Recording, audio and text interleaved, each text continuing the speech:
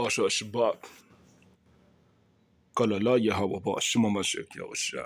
Shema Yahweh Yahweh Allah Yahweh Kadaba Mashbaka. Welcome. So this is part 2, a continuation of the previous video of those of the diaspora, right? Those of the diaspora. Talking about all the 12 tribes of Israel are being experimented on, right? We covered a little bit about that as far as the video that showed how to sell to the quote-unquote Negro. Now, we're going to go to a podcast that speaks on the quote-unquote conspiracy of gangster rap being an instrument of the government, right? We're going to listen in to these podcasters speak on this, which is coined to be a conspiracy.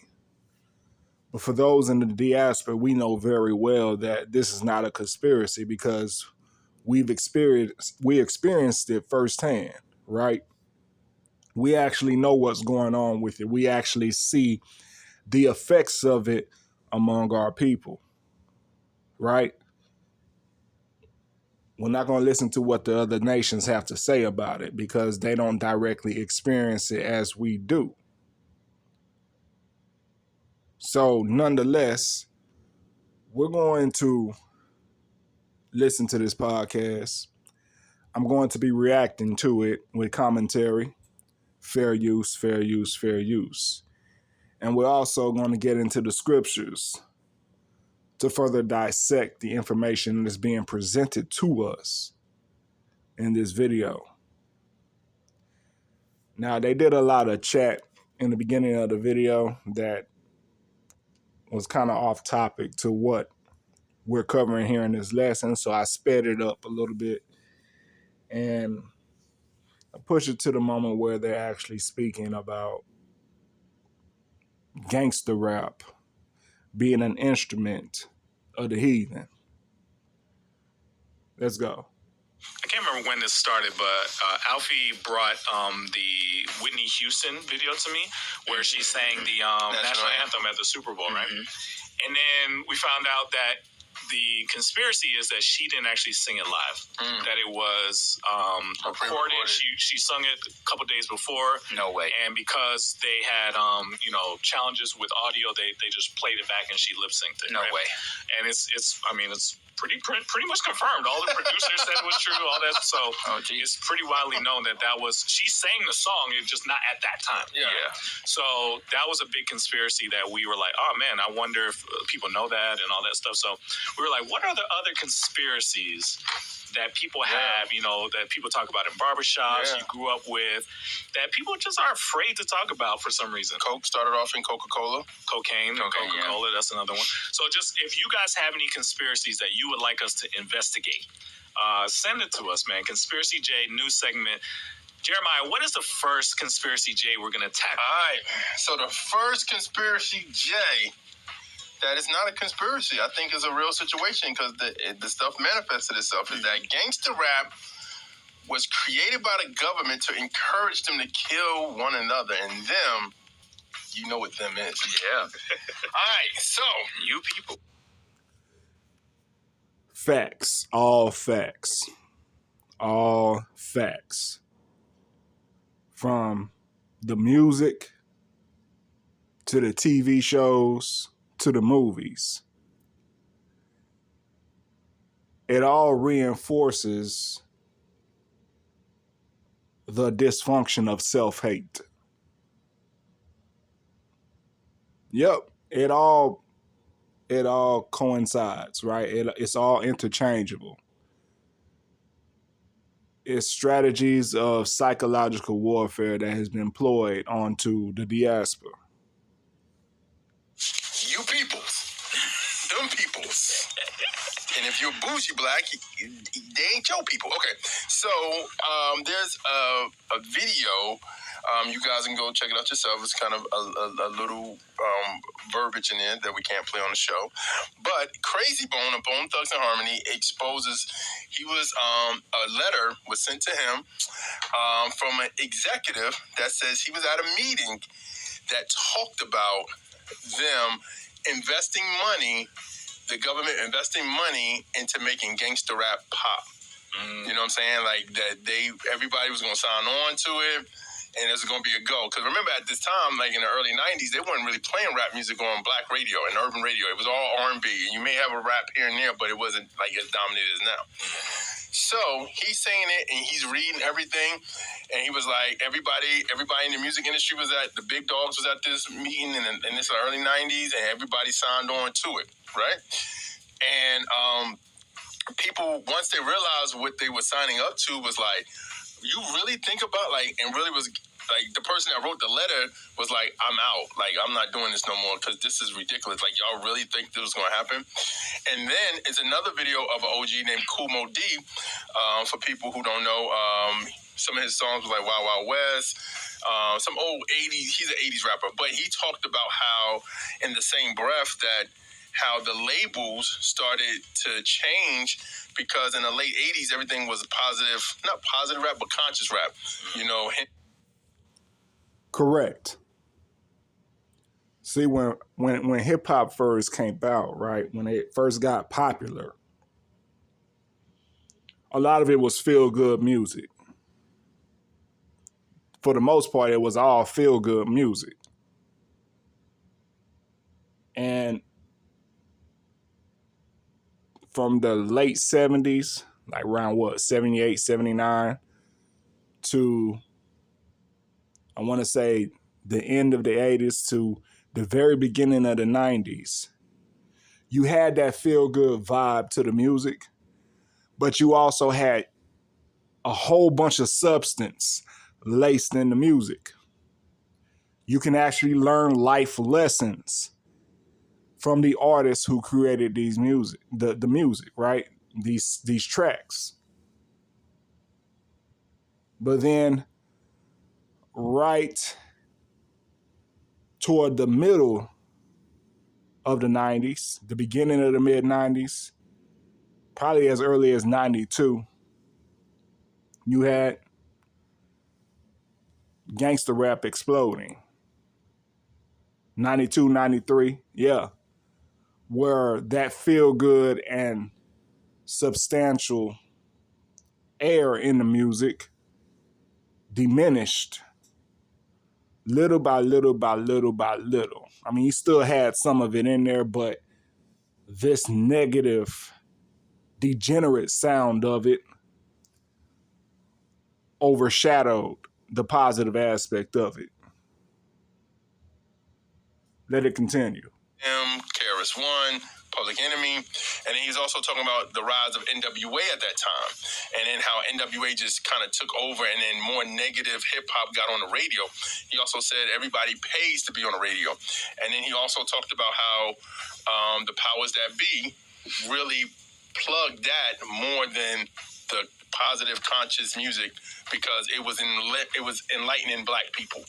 So the conspiracy is that this gangster rap was all about the government. Now, what I would say was, I don't think they created it, but they could have funded. And when I say that, I would say, of course, the Ice-T, I see documentaries all the time. Ice-T said that he got his first record that he put out, 6 in the morning, was from a cat in the East Coast named Schoolie D.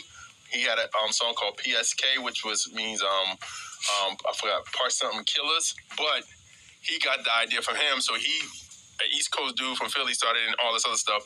But at the same time, NWA and all them cats on the West Coast, that was like kind of people call the Godfather, Eazy-E, Godfather of gangster rap, was funding their stuff themselves, and then they got on Priority, and then the rest is kind of history. You know what I mean? But they were selling records without, you know what I mean, stuff like that. So yeah, I'm laying it all out. First of all, I love this segment for you. I think you're glowing. You're glowing right now. I will say, I'm going to raise some challenges to the conspiracy. Okay. So, if that was the plan, I would say they failed. One reason. Yeah. Majority of music is purchased by white children. Yeah, so if their goal was to all right. So, you know, he's bringing the contrary to it just for content for their podcast, right? Doesn't matter who consumes it, what they, right? If there's other demographics consuming it, it still doesn't take away from the effect, the negative effect that is been placed on a certain demographic. And we're talking about the Israelite here. Yeah, you do have some of the other nations influenced by that treachery to a degree as well, but not so much as in the diaspora. All right? Not so much as in the diaspora. We've literally taken the songs and the lyrics of these songs and made them into a very wicked meditation.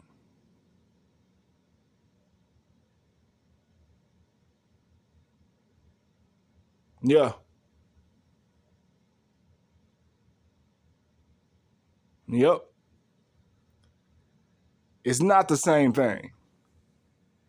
But we'll go ahead and listen to him, hear him out on what he had to say to, you know, add a little bit more content to their podcast that they got going here. Let it continue. Troy, black people, their kids are the ones that ate it up the most. Mm-hmm. So that would be a failure, no? I'll say this, to push back on that. We've seen the rise in drug dealing in the late 80s, 90s. Mm-hmm. We've seen the rise of that. We've seen a big pipeline from the streets to prison and the high we've ever seen during the crack epidemic. Okay. So you're saying not just killing each other, but getting each other in prison. Yeah, that's what it is. The whole thing.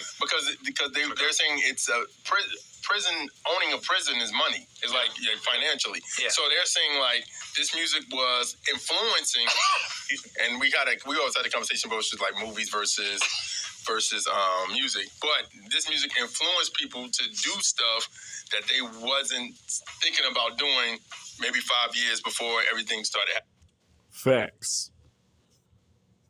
Facts. And see, with them stating that the government funded it or the government had their hand into the growth of this degenerate aspect of hip hop, we're going to get into some scriptures here and kind of dissect this through the word of Yahweh. We're going to go to no other than Psalms chapter 83. And we're going to start at the very top, verse 1 here. And it says, a song or psalm of Asaph. Keep not thy silence, O Yahweh. Hold not thy peace, and be not still, O Elohim. For lo, thine enemies make a tumult, and they that hate thee have lifted up their head. They have taken crafty counsel against thy people, and consulted against thy hidden ones. They have said, come and let us cut them off from being a nation, that the name of Israel may be no more in remembrance. Verse 5, for they have consulted together with one consent. They are confederate against thee. So see, even the Most High revealed this to us about the crafty counsel of the other nations against Israel. And this is very much indeed a device of the other nations, specifically Edom. When you're talking about here in the States, specifically Edom, to where you have these type of crafty devices used in psychological warfare. You see, if they can get us to be dysfunctional toward us, if they can get us to be dysfunctional toward ourselves, right? They don't have a lot of work to do. You're doing the dirty work for them. You know, from all what's called the black on black crime to all the tribalism that runs amok against the northern and southern kingdoms. Yeah, all of that is done by the crafty counsel of the heathen. Yep, it sure is. Now, I'm gonna let them talk a little bit more, but I don't want to keep this video too long.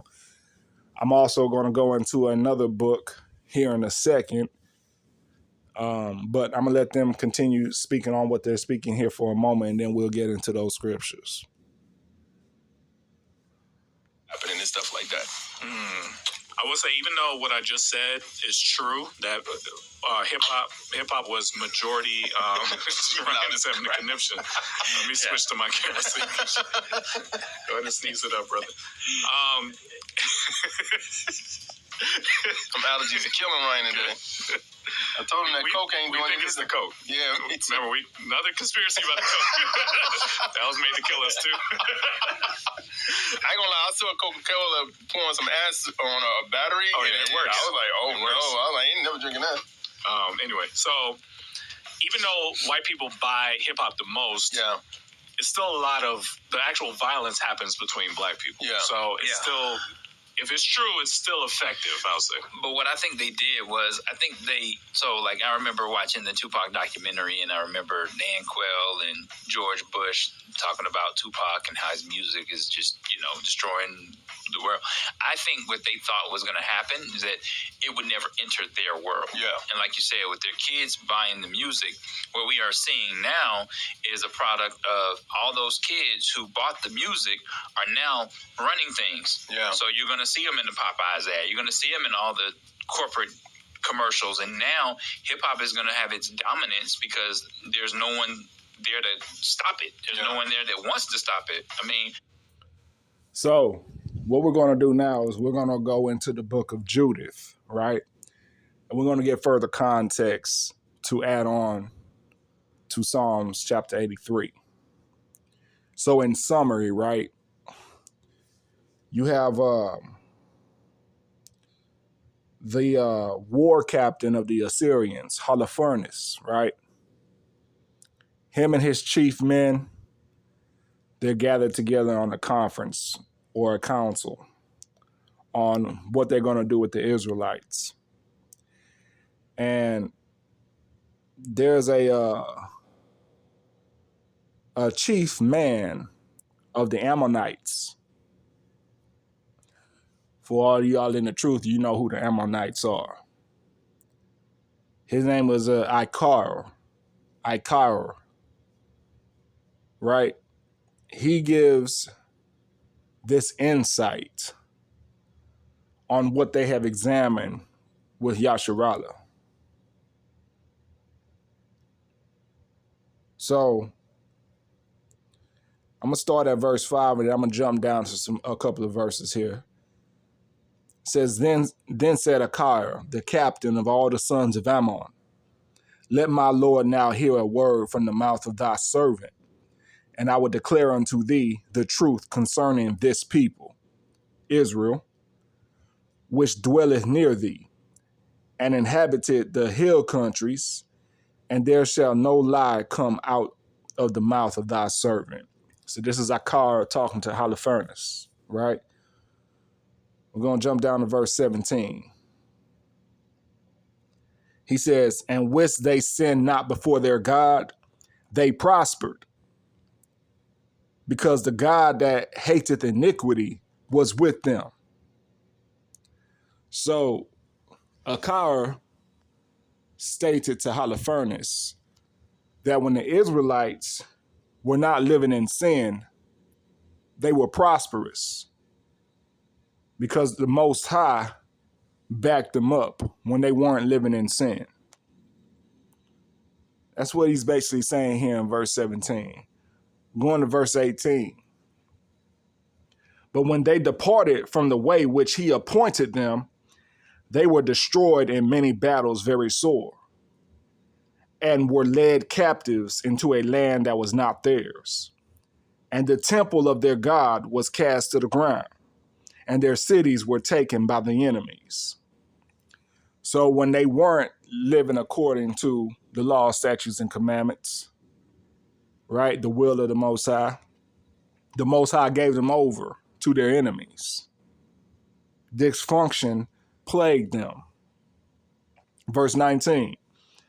But now are they returned to their God, and are come up from the places where they were scattered, and have possessed Jerusalem, where their sanctuary is, and are seated in the hill country, for it was desolate.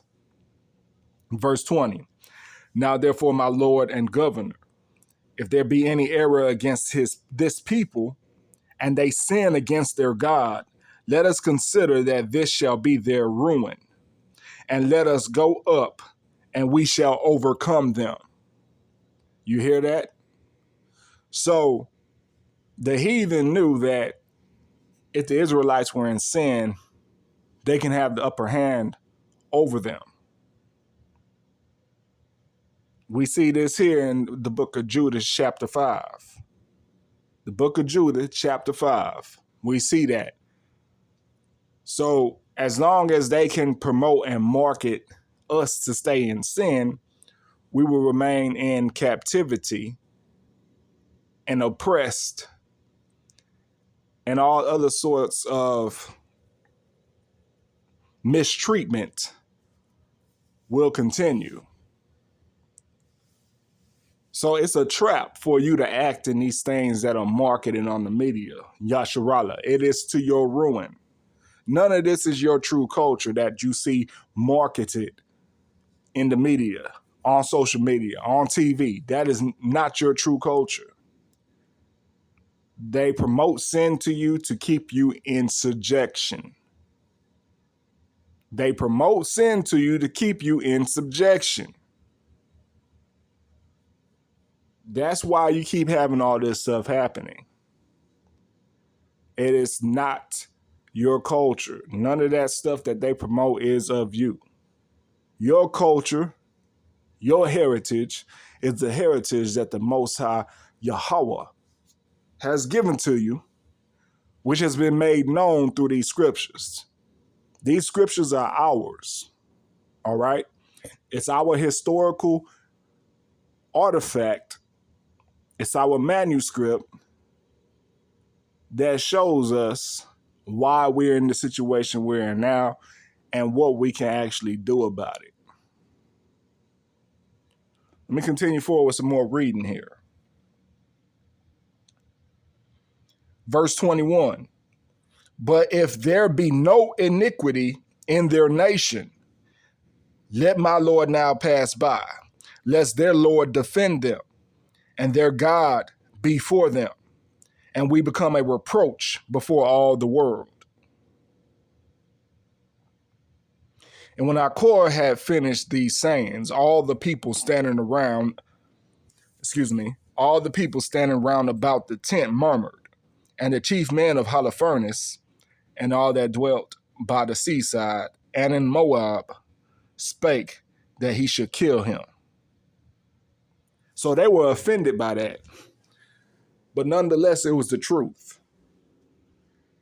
And those who are in power of the other nations, they know this as well. They know who you are. Even though many of us don't even know who we are, they know who you are. It's time to stop being stiff-necked and rebellious and return to your heritage. It's time to come back to righteousness and the obedience of the Father, to the obedience to the Father, to his will, while following the faith of Yahweh Shah HaMashiach. I'll leave it as that. May peace, serenity, and prosperity be multiplied unto you all. Shalom.